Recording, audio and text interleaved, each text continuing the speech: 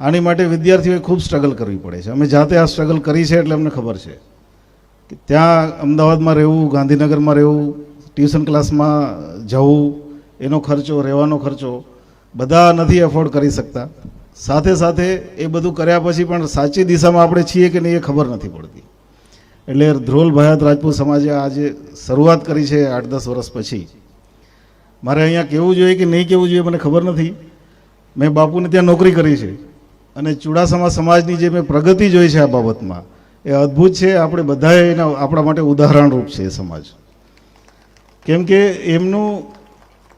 એમને જે પ્રકારે ત્યાં પણ નાનો તાલુકો છે, ધંધુકા ધોલેરા 2 જ તાલુકા છે આમ તો, પણ ત્યાં એમણે જે રીતે આખી સંસ્થા ડેવલપ કરી છે, દીકરીઓ માટે પણ ત્યાં વ્યવસ્થા છે.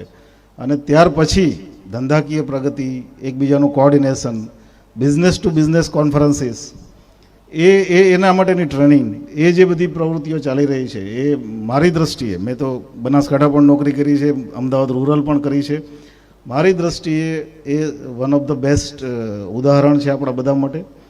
હું અપેક્ષા રાખીશ કે એવું કંઈક અપેક્ષા રાખીએ એટલે આપણા સમાજમાં એવું કે તમે કેમ નથી કરતા, એટલે અમે હમણાં નહીં કરી શકીએ, હજી વાર છે, પણ એટલીસ્ટ મારી વાત કરું તો આખી જિંદગી અમે સમાજની વચ્ચે રહ્યા છીએ. એટલે એવી